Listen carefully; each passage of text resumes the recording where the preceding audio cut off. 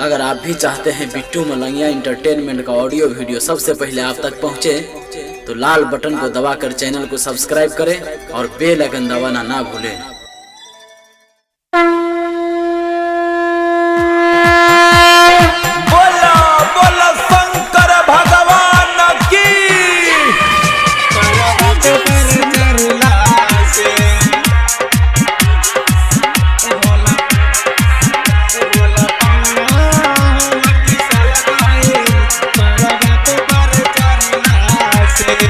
presented by Bittu Malangiya entertainment. भोला पौआ हमर फिसल गइल पर्वत पर चढ़ला से।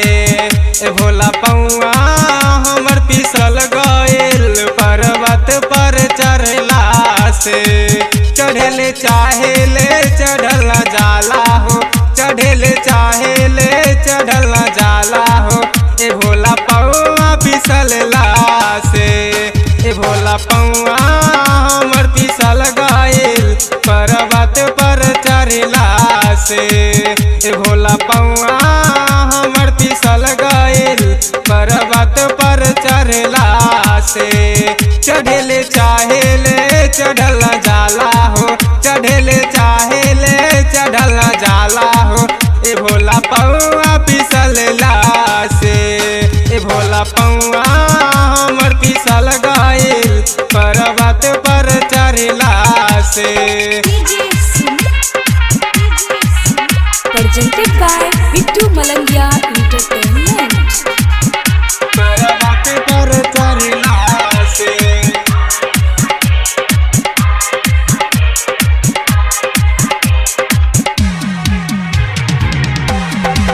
ए भोला बाबा देहि सहारा बतिया मानी जी, मानी जी बतिया मानी जी। कवर उठाई दौड़ के आई चढ़ल जाला जी, जाला जी चढ़ल जाला जी।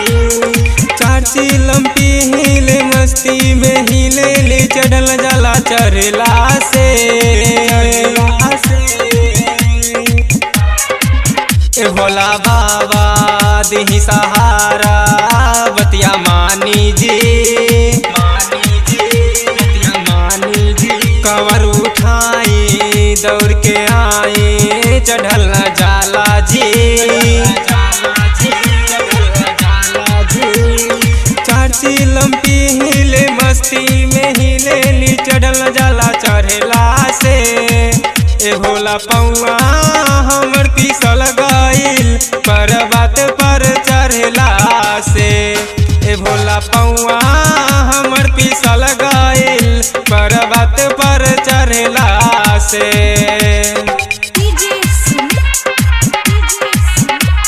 presented by Bittu Malangiya entertainment. पर्वत पर चढ़ला से।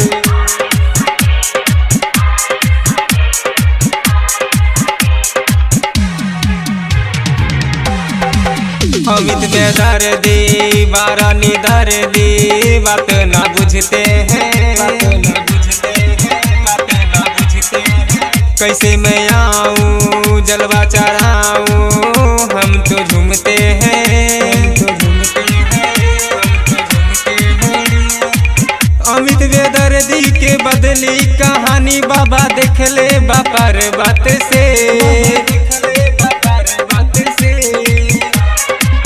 अमित बेदर्दी बारा निधर्दी बात ना बुझते हैं, ना बुझते हैं, बात ना बुझते हैं। कैसे मैं आऊँ जलवा चढ़ाऊँ हम तो झूमते हैं, अमित बेदर्दी के बदली कहानी बाबा देख ले पर्वत से। ए भोला पौआ हमर फिसल गइल पर्वत पर चढ़ला से। ए भोला पौआ